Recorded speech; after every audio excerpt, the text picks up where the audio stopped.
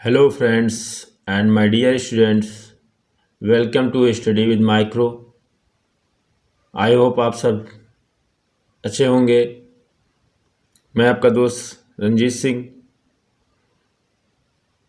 पर्यायवाची से संबंधित नेक्स्ट वीडियो लेकर के। तो आइए देखते हैं कुछ महत्वपूर्ण पर्यायवाची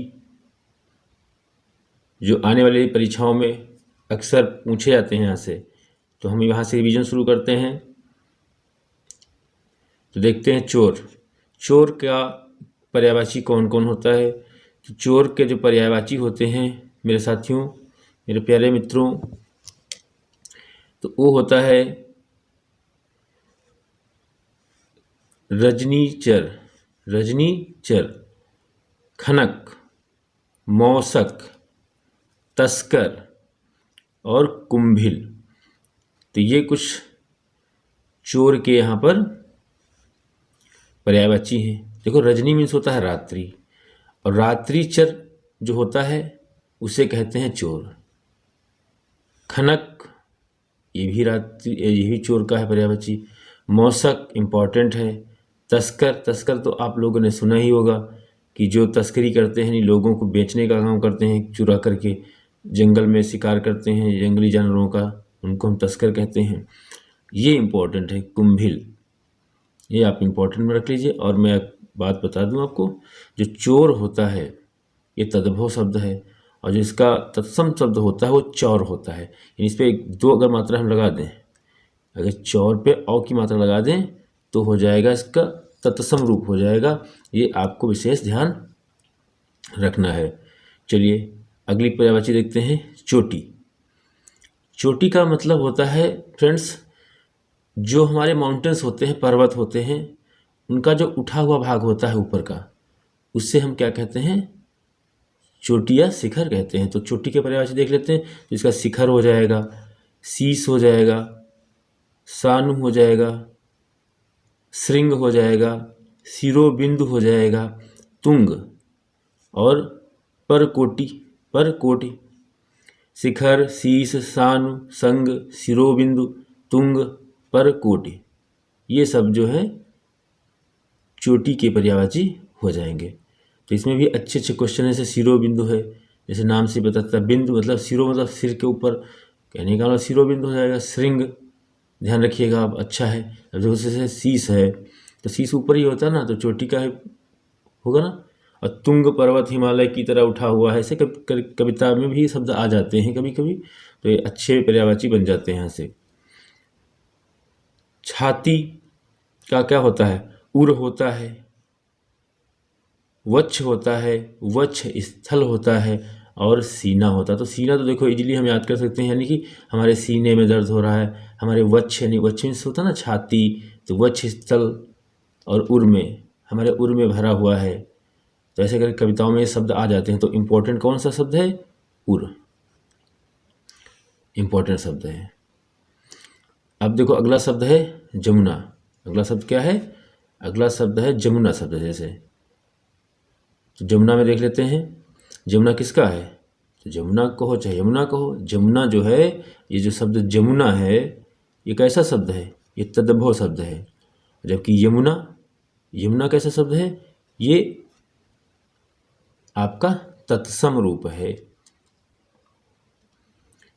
पर्यायवाची देख लेते हैं, सूर्य, तनया, सूर्य, सुता, ये कई बार आ चुका है, रिवीजन है। हमने कहा ना, इनको बार बार जब ऐसे ही आप कोई रिवीजन करते रहेंगे हर रोज़ 10 या 15 मिनट की वीडियो के द्वारा, तो आपके पर्यायवाची निश्चित तौर पर तैयार हो जाएंगे। और इन्हें एक्स्ट्रा पढ़ने की जरूरत बहुत ज़्यादा नहीं होती है, बस इनका रिवीजन चाहिए। हर दिन इनको बस पढ़ते रहिए। तो रिवीजन देखो हो रहा, तो यहाँ पे समझ में आता है कि हाँ ये मैंने कल रीडिंग की थी इसकी। तो हो गया, कालिंदी है, अर्कजा है, तरणिजा है, और कृष्णा है। मैंने कहा था कृष्णा जो होता है, देखो कृष्णा, और कृष्ण का कृष्ण होता है, कृष्ण भगवान का कृष्ण होता है, लेकिन कृष्णा जो होता है और यमुना जी का भी होता है, और हमने कहा था द्रौपदी जी का भी होता है पर्यायवाची। रवि तनया, रवि, नंदिनी, तो ये कुछ यमुना जी के पर्यायवाची हो जाते हैं। ये इंपॉर्टेंट कर लीजिए आप लोग। जल, इसका कौन कौन सा हो जाएगा? पानी, वारि, नीर, सलिल, अम्ब, तोय, पय, जीवन। ये कई बार पूछा गया है, जीवन। और देखो यहाँ से आब और उदक, ये सब इम्पोर्टेंट है। देखो एक नया आज मिला है यहाँ पर, सर्वमुख, सर्वमुख, अमृत, अम्ब, आप में से होता ना, जैसे संबोधन होता ना, आप आइए, तो आप में से जो होता है वो पर्यायवाची होता है, एक सम्मान के रूप में पर्यायवाची जल का होता है। रस, तो रस भी जल को कहते हैं। अब हम बात करें, अगर हम ये जो जल है, तो इसमें ना अगर हम जल के पर्यायवाची में दा लगा दें, जैसे नीरद, अम्बुद, पयद, यानी कि कहने के बाद इसमें जितने में कुछ जुड़ जाए तो होता ना, तो दा लगाने से बादल के पर्यायवाची बन जाते हैं, जबकि जा लगा दो नीरज, अम्बुज तो कमल के पर्यायवाची हो जाएंगे, और धा लगा दो वारिध, अम्बुध, ठीक, पयोध, पयोध, तो धी लगाने से बन जाता है समुद्र का पर्यायवाची। तो यहाँ से बच्चों और मेरे प्यारे फ्रेंड्स, ये याद रखिएगा, पानी के पर्यायवाची में जब हम दा जोड़ेंगे तो बादल के पर्यायवाची बन जाएंगे, और जब धी जोड़ेंगे तो समुद्र के पर्यायवाची बन जाएंगे, और जब हम जा जोड़ेंगे तो कमल के पर्यायवाची बन जाएंगे। तो काफ़ी इंपॉर्टेंट बात यहाँ से फैक्ट मैं आपसे शेयर कर रहा हूँ, इसको आप ध्यान रखिएगा। नेक्स्ट है जीभ। जीभ का जो पर्यायवाची होता है वो रसना होता है, जिह्वा होता है, रसज्ञा होता है, और रसिका होता है, रसाल होता है, और कहते हैं जवान। तो जवान, रसाल, रसिका, रसज्ञा, रसना, जिह्वा, ये सब इसके जीव के पर्यायवाची हो जाते हैं। जंगल का इसके बार भी रिपीट हो रहा है, विपिन, कानन, वन, आरण्य, कांतार और अटवी। अटवी इंपॉर्टेंट है, कानन इंपॉर्टेंट है, अरण्य इंपॉर्टेंट है। इसलिए देखो रामायण में एक कांड है अरण्य कांड, तो वो जंगल से संबंधित है, उसका उल्लेख जंगल के चर्चित में ज़्यादा किया गया है। जानकी को सीता भी कहते हैं, वैदेही, जनक सुता, जनक तनया, और जनका मतलब जनका आत्माज, यानी कि जनक आत्मज, तो एक ही में शब्द है, दोनों को आप यहाँ से अलग करके पढ़ भी सकते हैं। जनकात्माज यानी कि जनक प्लस आत्मज, तो जनक की पुत्री। जगत, विश्व, संसार, भव, कहीं हमको भव सागर से पार होना, भव सागर तो भव होता है, जग होता है, लोक, दुनिया, विश्व, ये सब क्या है? भुवन, मृत्यु लोक, ये इंपॉर्टेंट है। देखो बात ना करें जगत की, बात है जगत की, सॉरी आपको स्क्रीन बढ़ा लेते हैं, ध्यान नहीं दिया।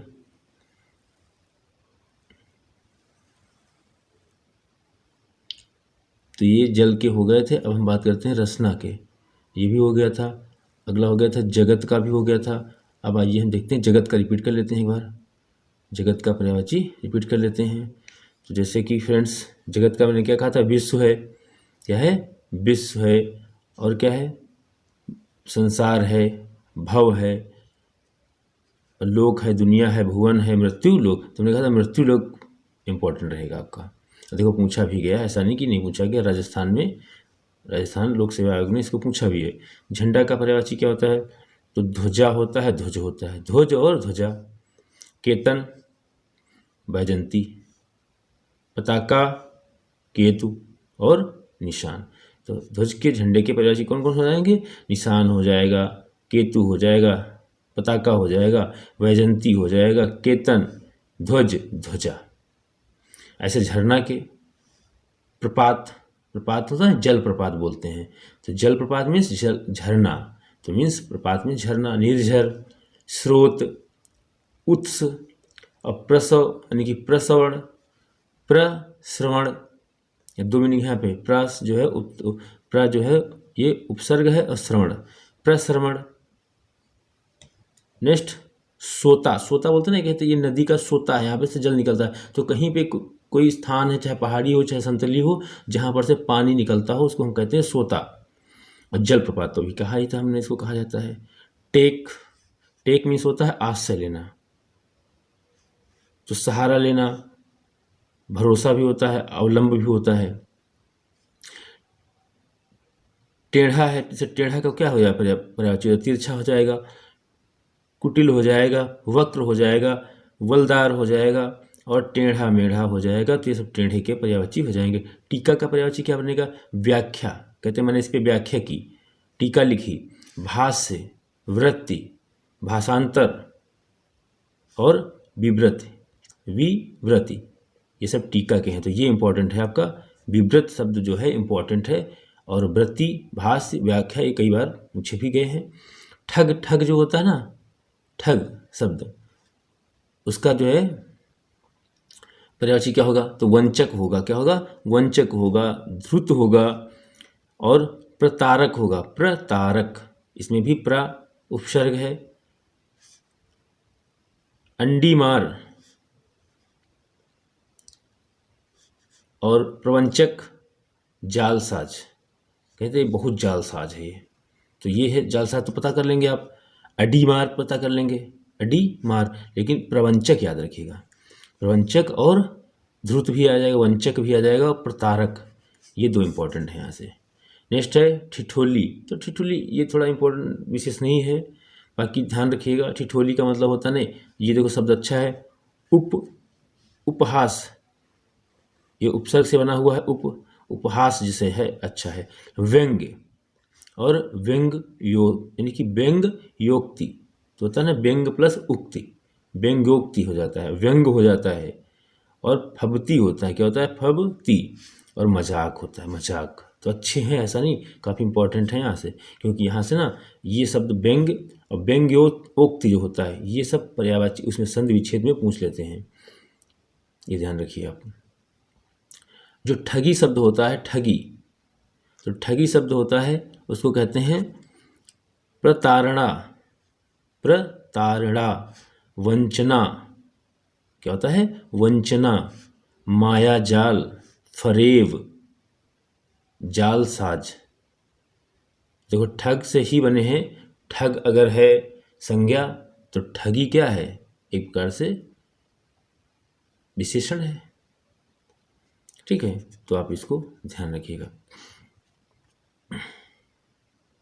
आगे देखते हैं। डायरी क्या है? डायरी का होता है दैनिकी। दैनिकी में होता है दैनिक, रोज रोज। तो डायरी का हो जाता है दैनिकी। दैनिकी मतलब रोज। और दैनंदिनी, दैनंदिनी, रोज नामचा, सॉरी रोज नामचा, हाँ रोज नामचा मतलब रोज की बातें लिखना। तो रोज नामचा हो गया, दैनंदिनी हो गया, दैनिकी हो गया, डायरी हो गया। यानी कि इसका मतलब इस पर हम रोज लिखते हैं, तो दैनिकी रोज रोज, दैनिक से बना हुआ है। और दैनंदिनी रोज रोज, रोज नामचा रोज रोज। नेक्स्ट देखते हैं अगला क्या है। तो अगला शब्द है डोरी। क्या है? डोरी। डोरी को हम कहते हैं जेवरी, सुतली, सुतली, तनी और रस्सी, डोर, ये हो जाते हैं। और ये कल हो चुका था, यहाँ से नीचे के हो चुके थे। तो आइए फ्रेंड्स नेक्स्ट आगे बढ़ते हैं। ये सब हो चुके थे। ढीठ। अब अगला है ढोंगी। अगला क्या है? ढोंगी है। ढीठ, गुस्ताख, बेशरम, ये सब कल हो चुके थे। ढोंगी शब्द देख लेते हैं। ढोंगी का मीन्स होता है पाखंडी है, बगुला भगत है, रंगा सियार है, कपटी है, छली है, ये सब ढोंगी के पर्यायवाची हैं। तालाब का देखिए फ्रेंड्स, तो तालाब का तड़ाग हो जाएगा, सर हो जाएगा, पद्माकर हो जाएगा और हृदय हो जाएगा और दह हो जाएगा और जलाशय हो जाएगा। ताल है, सरसी है, सरसी है, पुष्कर, पुष्कर मैंने कहा था ना, देखो पुष्कर इसके पहले भी आ चुका है। सरोवर है, पोखर है, ये सब तालाब के पर्यायवाची हो जाते हैं। नेक्स्ट देखते हैं। नेक्स्ट है तम का। तम मीन्स होता है अंधकार। अंधकार हो जाएगा, धावंत हो जाएगा, तिमिर हो जाएगा, अंधेरा है, तमसा है, ये सब अंधेरे के हैं, यानी कि तम अंधकार के हैं। तरंग, अगला क्या है? नेक्स्ट तरंग। तरंग देखो, तरंग का क्या होता है? लहर होता है, उल्लोल होता है, हिलोर होता है, उर्मी होता है और वीची होता है। तो फ्रेंड्स आई होप आप सभी को वीडियो समझ में आ रही होगी, और वीडियो देखने के लिए बहुत बहुत धन्यवाद। मिलते हैं नेक्स्ट वीडियो में, तब तक के लिए जय हिंद, जय भारत, जय संविधान।